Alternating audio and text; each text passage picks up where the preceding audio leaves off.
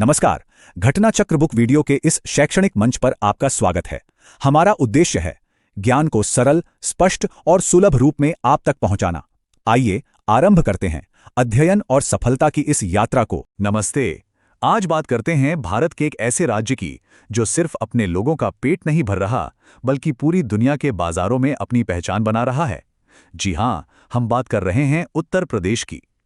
आइए समझते हैं इसकी कृषि शक्ति की कहानी, जो खेत की मिट्टी से शुरू होती है और ग्लोबल स्टेज तक जाती है। तो सवाल ये उठता है कि आखिर उत्तर प्रदेश की इस जबरदस्त एग्रीकल्चरल पावर का सीक्रेट क्या है? क्या राज है इसके पीछे? चलिए एक एक करके इसकी परतें खोलते हैं और जवाब ढूंढते हैं। इसका जवाब एक नहीं बल्कि 9 है। जी हां, 9। उत्तर प्रदेश में 9 अलग-अलग एग्रोक्लाइमेटिक जोन्स हैं। मतलब ये एक अनूठा संगम है। सोचिए, कहीं की मिट्टी आम के लिए एकदम परफेक्ट है तो कहीं की गन्ने के लिए। और यही डाइवर्सिटी, यही विविधता इसकी सबसे बड़ी ताकत है।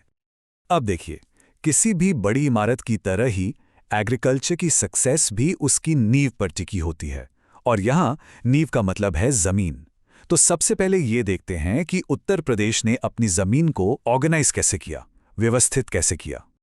तो कहानी शुरू होती है 1954 से, चकबंदी योजना के साथ। जरा सोचिए, एक किसान है जिसके 10 छोटे-छोटे खेत हैं, और वो भी अलग-अलग जगहों पर। खेती करना कितना मुश्किल होगा, है ना? बस इसी प्रॉब्लम को इस योजना ने सॉल्व किया। इसने उन बिखरे हुए खेतों को मिलाकर एक बड़ा खेत बना दिया। नतीजा, ट्रैक्टर चलाना आसान, सिंचाई करना आसान, सब कुछ आसान हो गया। ये सच में एक छोटा लेकिन बहुत ही क्रांतिकारी कदम था। फिर कहानी आगे बढ़ती है। लगभग 4 दशक बाद 1992 में आती है किसान बही योजना। ये क्या थी? ये असल में किसानों के हाथ में उनकी जमीन का एक ऑफिशियल कानूनी सबूत था। और इस एक डॉक्यूमेंट ने कमाल कर दिया। इसने न सिर्फ जमीनी विवाद कम किए, बल्कि इससे भी जरूरी, बैंकों से लोन लेने का रास्ता खोल दिया। अब किसान अपनी खेती में इन्वेस्ट कर सकते थे। तो ठीक है, जमीन की नींव तो मजबूत हो गई, लेकिन अब हम 21वीं सदी में हैं, और यहाँ खेती सिर्फ हल और बैल से तो होती नहीं। अब वक्त था टेक्नोलॉजी और इन्फॉर्मेशन की ताकत को हर एक किसान तक पहुंचाने का। और हाँ, ये बदलाव कोई रातों रात नहीं हुआ। आप देखिए, 1944 में फोकस था जमीन को जोड़ने पर, लेकिन 2000 का दशक आते आते फोकस शिफ्ट हो गया। अब जोर था किसान को जानकारी और तकनीक से जोड़ने पर। तो ये दशकों तक चली एक सोची समझी स्ट्रैटेजी का नतीजा है। जैसे कि 2001 में आई किसान मित्र योजना। इसका मकसद बिल्कुल सीधा और सिंपल था, सही जानकारी सही समय पर किसान तक पहुंचे। मतलब कौन सा बीज बेहतर रहेगा, कौन सी खाद डालनी चाहिए, इन सारे सवालों का जवाब अब किसानों को अपने गांव में ही मिलने लगा था। और फिर आया टेक्नोलॉजी का दौर। 2009 की ई डिस्ट्रिक्ट परियोजना और 2010-11 की किसान रथ योजना। इन योजनाओं ने तो जैसे सरकारी दफ्तरों को उठाकर किसानों के फोन और दरवाजे तक पहुंचा दिया।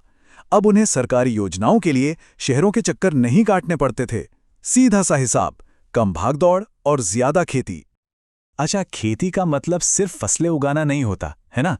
किसानों की इनकम बढ़ाने के लिए पशुपालन, और उसमें भी खास तौर पर दूध का उत्पादन, एक बहुत बड़ा जरिया है। तो चलिए अब जरा उत्तर प्रदेश की व्हाइट रेवोल्यूशन यानी श्वेत क्रांति की कहानी पर एक नजर डालते हैं। इस क्रांति की नींव पड़ी थी 1976 में, जब राज्य दुग्ध परिषद यानी स्टेट मिल्क काउंसिल बनी। इसका काम क्या था? इसका काम था दूध को इकट्ठा करने से लेकर उसे बेचने तक के पूरे प्रोसेस को ऑर्गेनाइज करना, ताकि किसान को अपने दूध का सही दाम मिल सके। सिंपल। तो ठीक है, सिस्टम तो बन गया, लेकिन प्रोडक्शन कैसे बढ़े? इसका जवाब है मोटिवेशन से, प्रोत्साहन से। यहीं पर आती है गोकुल पुरस्कार योजना। इसके जरिए सरकार उन पशुपालकों को सम्मानित करती है जो सबसे ज्यादा दूध का उत्पादन करते हैं। और जब सम्मान मिलता है तो जाहिर है एक हेल्दी कंपटीशन भी बनता है बेहतर काम करने का। और इन सारी कोशिशों का नतीजा वो इन आंकड़ों में दिखता है। आज उत्तर प्रदेश में हर व्यक्ति के लिए रोजाना करीब 447 ग्राम दूध अवेलेबल है। ये नेशनल एवरेज के बहुत ही करीब है। ये नंबर हमें बताता है कि राज्य न सिर्फ अपनी जरूरतें पूरी कर रहा है, बल्कि देश के सबसे बड़े दूध उत्पादकों में से एक बन चुका है। तो हमने देखा कि कैसे जमीन तैयार हुई, किसानों को एम्पावर किया गया और डेयरी इंडस्ट्री को भी मजबूत बनाया गया। अब देखते हैं इन सब का फाइनल रिजल्ट कि कैसे उत्तर प्रदेश के खेत से निकला प्रोडक्ट दुनिया की थाली तक पहुंच रहा है। देखिए, यहाँ राज्य की स्ट्रैटेजी बहुत स्मार्ट है। उन्होंने हर इलाके को उसकी खासियत के हिसाब से एक ब्रांड बना दिया है। जैसे अगर आलू की बात करें तो आगरा हाथरस का नाम आता है, आम के लिए सहारनपुर और लखनऊ, और खुशबूदार बासमती चावल के लिए बरेली शाहजहांपुर।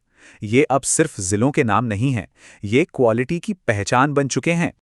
तो चाहे सहारनपुर के रसीले आम हों या फिर बरेली का वो खुशबूदार बासमती चावल, उत्तर प्रदेश का स्वाद आज सच में दुनिया के कोने कोने तक पहुंच रहा है। ये एक लोकल खेत की ग्लोबल सक्सेस स्टोरी है। तो ये तो साफ है कि उत्तर प्रदेश ने एक बहुत मजबूत नींव तैयार कर ली है। लेकिन अब बड़ा सवाल ये है कि यहाँ से आगे क्या? अगला बड़ा कदम क्या होगा? क्या ये राज्य क्लाइमेट चेंज की चुनौतियों से निपटते हुए फूड प्रोसेसिंग और नई टेक्नोलॉजी के दम पर दुनिया की फूड फैक्ट्री बन पाएगा? इसका जवाब तो भविष्य की पॉलिसीज और किसानों की मेहनत में ही छिपा है।